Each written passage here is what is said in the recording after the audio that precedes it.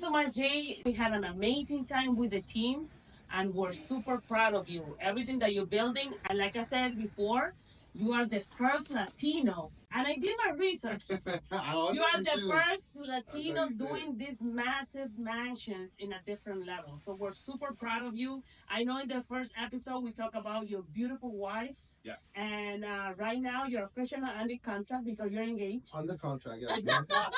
I officially close in 90 days. 90 days. 90-day closing. Yes. So, ladies, please chill. He's under contract.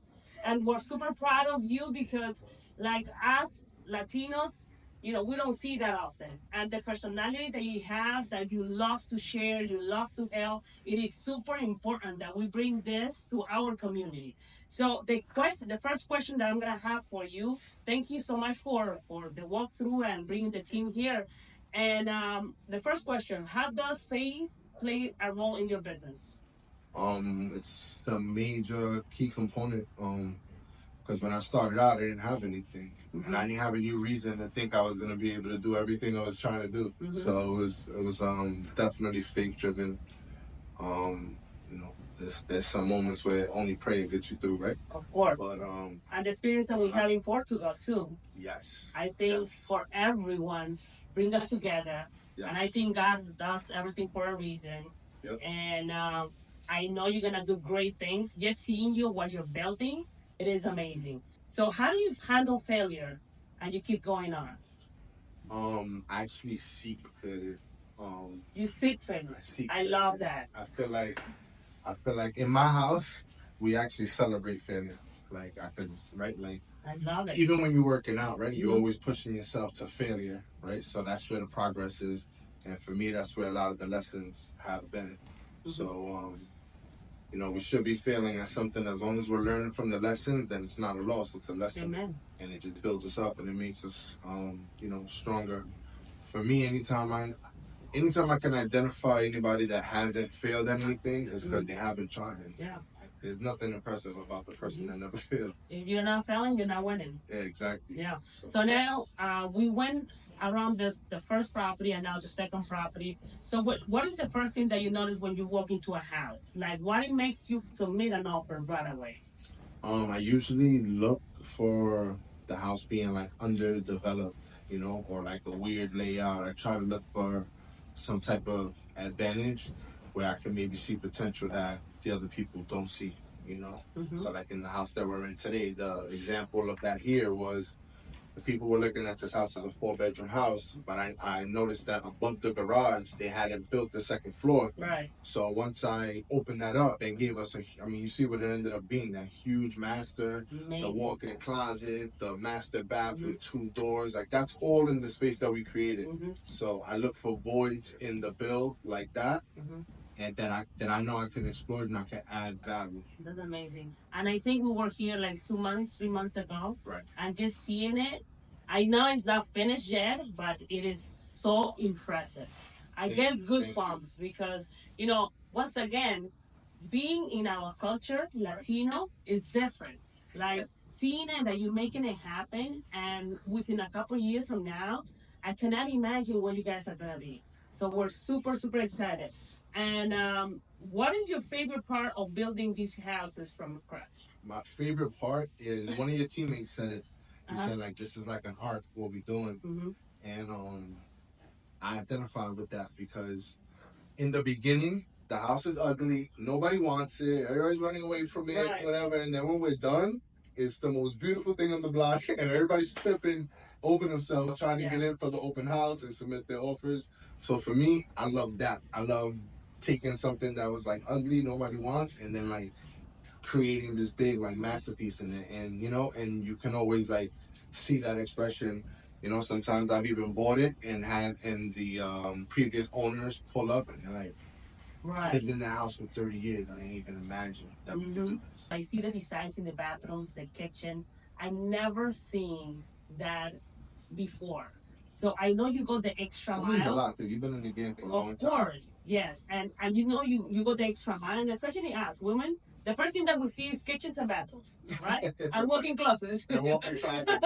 Right. But the the material or the model that you use, it is amazing. And I know you work with the a designer Right. with your projects. I think, yeah, I think there's always value in having the professional design included in their, you know, like I said, just even from a time saving perspective. And if you got the right designer, they're gonna see things that you don't see. You know, Let's give a shout out to your designer. sometimes I was just about to say, sometimes you know, like sometimes Kathy will spec a design for me or something, and it's just like we always laugh because I'm like, listen, I'm gonna go to the shutter room, right? Like I said, you can't hire Picasso and then tell them how to paint. So you know, you hire them and you gotta kind of trust their process. And I always do my best to honor her design. I think that's why she loves me.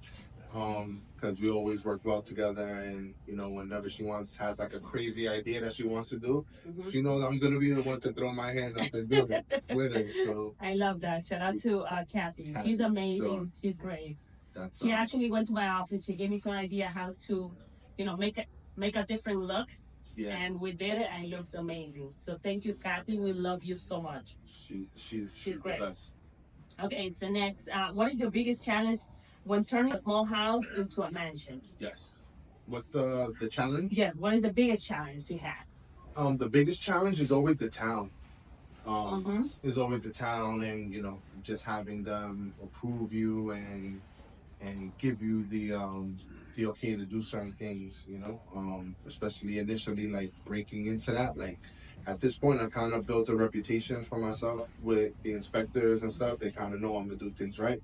But at first, I think, I don't know if you want to close this podcast, but at first, they kind of look at us, and not too many people that owning these houses look like us. So I think. But once you do the first one, then you build credibility. Exactly. So it's overcoming that in the beginning. Have you ever had a project that everything went perfectly? Never. Never. I don't lie. Never. Never. They never go perfect, but we just adjust perfectly, right? Like the moment something happens early, but the key to that is just having speed. You can't have something go wrong in the morning and 3 days later you're still talking about it, right? If something goes wrong in the morning, by the afternoon we got a solution. By the next day we're already running the next play and moving forward. So the ability to make decisions quick, I think, separates us a little bit. Super. So what is the one thing every dream home should have? One thing every dream. I think walk-in closets for us it is a must. The walk-in closet. I saw that you put here invisible speakers. Yes. OMG. I love that. So how do you come up with those ideas? Wait till you hear them. I'm looking for opportunities to stand out.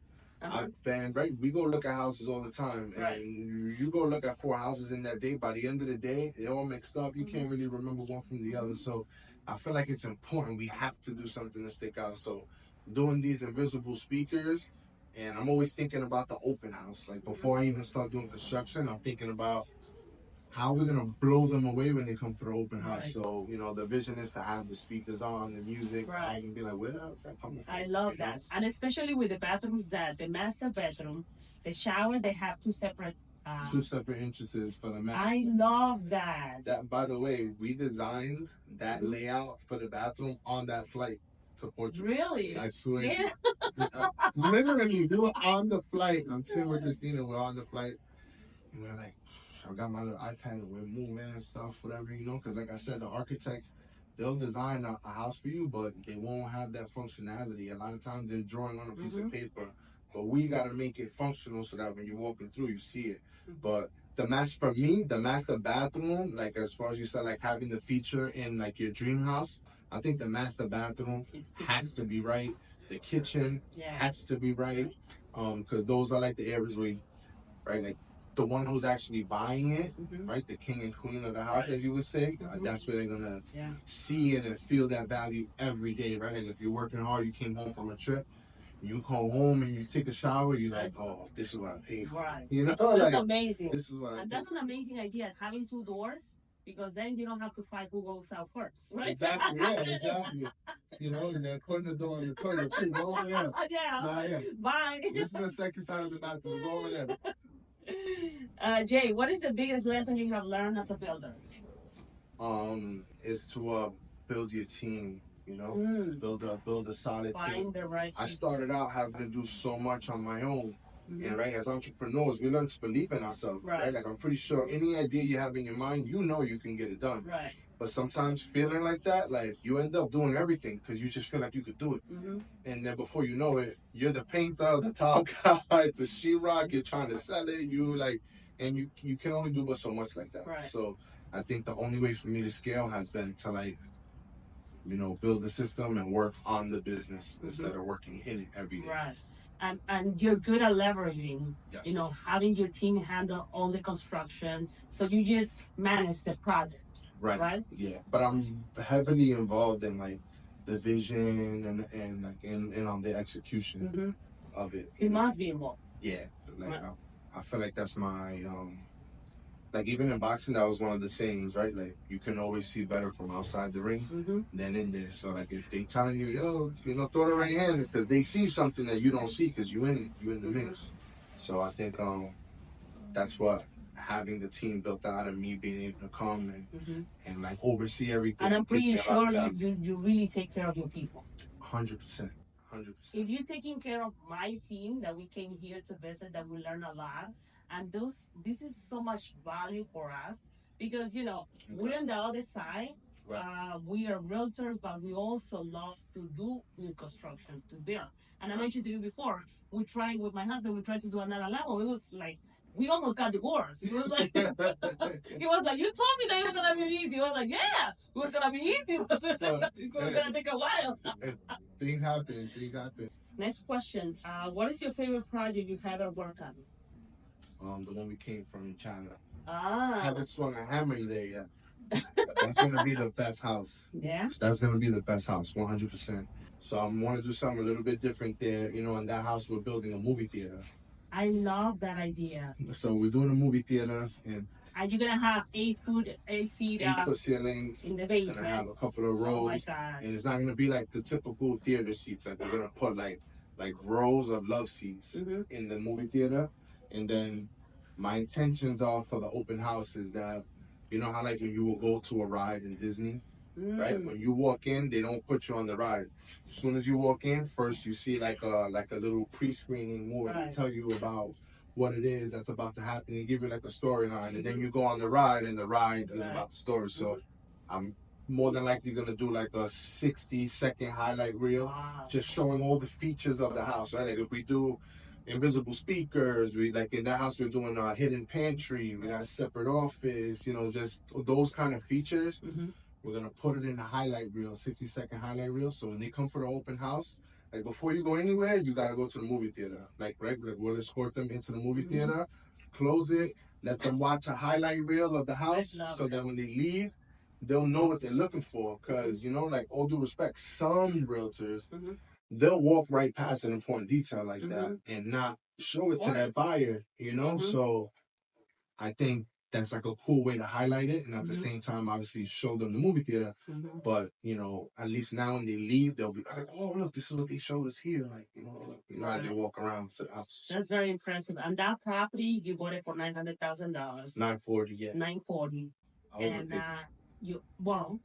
it's not that you overpaid because you already have the vision. Yes. And like I said, I never seen. I mean, I met a lot of builders, but like you is different. Like, it doesn't matter how much money you spend because at the end, the buyer is gonna pay more money for your projects.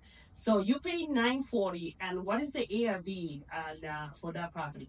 So my safe number there is closer to like 2.4. 2.4. Like we actually already have the ARV appraisal for like 2.370. So wow. But it's gonna take 600,000 to get there. So I have a budget of like, so I actually have 660. So what's gonna happen if your future wife tells you, "Listen, I want to stay in this house"? She says that every time. I said that every house. She said that for this one too. She said that for this one too. You know? And she's like, really, you're gonna sell it? And then we close. Let's And I'm keep like, it. and then we close. Yeah. And I'm like, you see? Yeah, He's like, yeah, okay. yeah. You're like, Give me yeah. my card. Give me my card. I'll put them all. And this is happy, you know? Yeah. In your opinion, what is the common mistake builders make when they build mansions like this? Cutting corners. Mm. Cutting corners. Even when they hire a That's designer, they cut corners, you know. They hire somebody amazing like Kathy to come give them a beautiful design and then not execute it. Mhm. You know, or like I said, one of the biggest mistakes is that in these projects, when you figure out that you're over budget, you're closer to the end, and people will start trying to cut corners. Mhm. And what ends up happening is you spent a lot of money on the things that the buyers will never see because it's behind the walls, it's foundation, it's Right. lumber, it's whatever.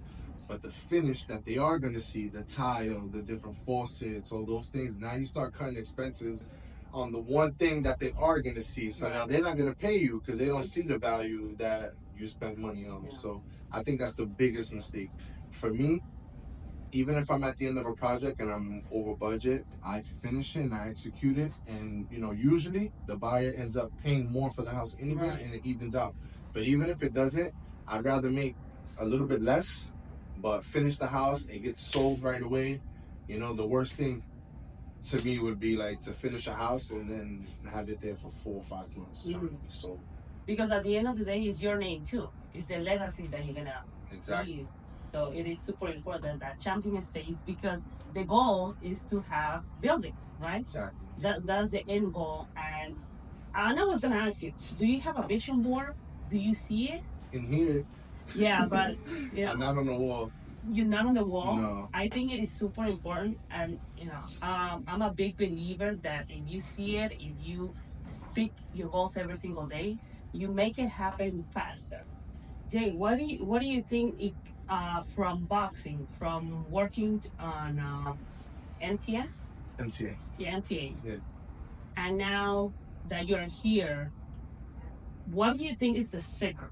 Like sometimes, and I start thinking about this because I analyze myself, and I think we should feel very proud because sometimes we are very hard on ourselves, Oh, yeah. and we don't appreciate everything that we accomplish.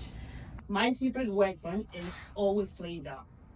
Like I always, because people like to feel superior, and I always play like I don't know, and it helps me so much. Believe it or not, it helped me so much because when they find out how much we have accomplished and what is it that we're building, they just feel shocked. So for you, what is your secret weapon in this business?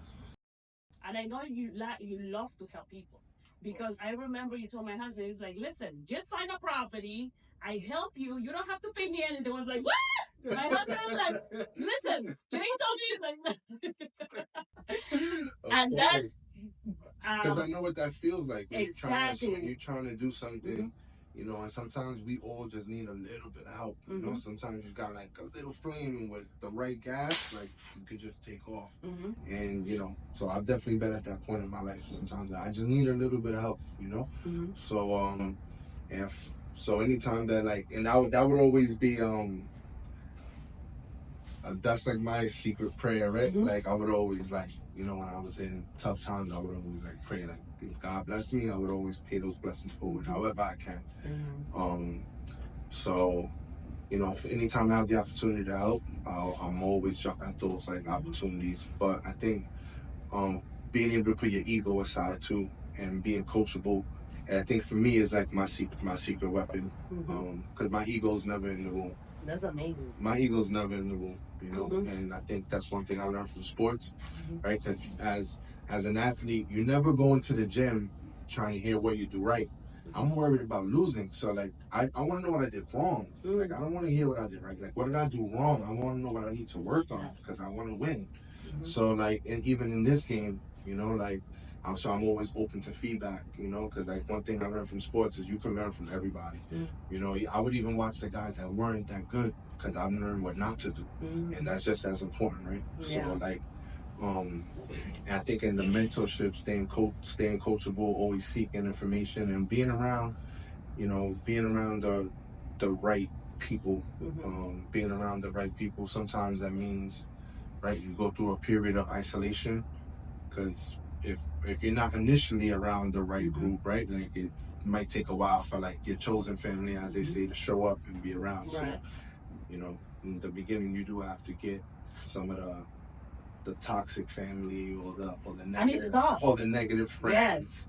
right? Because one thing that I've learned, and I struggle with, and I don't know, I don't want to speak for you, but sometimes people root for you and they want you to do it until you do it, and then when you do it, they're not so happy, and it's like confusing at first, So I think I'm like super conscious Yeah. about who I spend my time.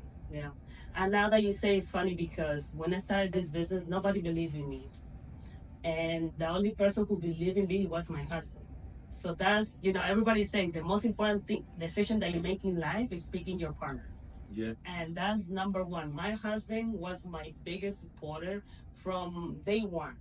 I mean, I know he told me I'm a little bit crazy because I just go, I'm too much. Right. But, sometimes it's with all respect. And I know you have an amazing family.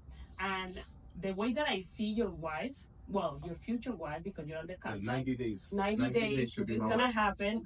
Stay tuned because, I mean, we're bringing Tito Trinidad. Your wife, the way that she supports you, and I see that in my family. Right. Like, it is tough because this business is not easy. It's like, sometimes anything could happen in this business. But the support that you get, like for my husband, it is super important. And I'm pretty sure you feel the same way with your wife. 100%. If I told Christina I was going for president next month, she'll help me hand out the buttons, But I think for the young dudes watching in this, right, like within our culture, I've earned that. I've earned that from her. Some, right, like I know sometimes men want that kind of support from their woman, but she can't even trust you to bring home a gallon of milk, bro. Like, she told you 2 hours ago, you still forgot. So like, I've earned that. I've shown up, I've shown up every time, and she's earned that from me as well. So I think don't cry, Jay. Don't cry. No. Yeah. You're getting so emotional here. It's real. It's real. It is. Because you know what? Like, but people, they don't talk about this. Yeah. People, they feel like the ego, they're macho men. I mean, especially men. Like women, we feel okay sharing that, but men's, it's complicated to share. For me, I think I'm different. Like, I think I've always kind of like just projected that, because for me, it's like, there's nothing more tough than that, is to be able to be like, bro, what? Like I know you got 4 friends, but like I got a real woman, and like sometimes men, you can have a lot of girls, but when you got one real woman, you know what I mean? Like that might blow away. And especially you girls, that they see in that, and the conversation that we have in Portugal. Right. Remember? Which it was one? Like the conversation was There's so many. Are you guys married? I was like, no. Why not? And you do have 2 beautiful girls. Right. And they see that you're building this empire because you're going big. The way that I see you guys, you're going big, and they see that. And why not? Now that you guys are getting married, I'm pretty sure they're super excited, and we're super happy for you. And thank you for us to make us part of your family. No, you can't get rid of me now. That's it. I'm the Puerto Rican side of the family, I'm the Puerto Rican side of the family. Like, your office, nobody get rid of me. Thank you. It's for me, it's a blessing, But I actually made a post about this like yesterday. Like for the young dudes that's Spanish, whatever, you're in our culture, like don't get distracted, man. Sometimes if you got one real woman, she might be more loyal to you than all 20 of the friends that's in your phone right now. That woman might stand with you aside through wars, and not every friend is willing to do that. When it really comes down to it, everybody talks about it, but everybody's a soldier when there's no wars going on. But when it's wartime, we figure out who people really are. Who's there so for you. I love that. Well, thank you so much, Jay. Thank you for giving us the opportunity to bring my team here. Thank you for the first episode. You're really a true friend. Not just for me, for my family, but thank you for the opportunity on showing us, because this all the information that we got today is so much value in it, and I really appreciate your time, your wife, your kids here. Thank you. I appreciate you even coming and spending that time, and and I hope that today was valuable. Before I started doing projects like this, going to Gabe's bus tour was the first time I saw something like this, and that's where I even realized that this was possible. So, hopefully, we started to spark something today. And though, right, we never know how far those moments go. Yeah. Okay, guys. So say yes, we're finished here. Thank you, Jay. Thank you.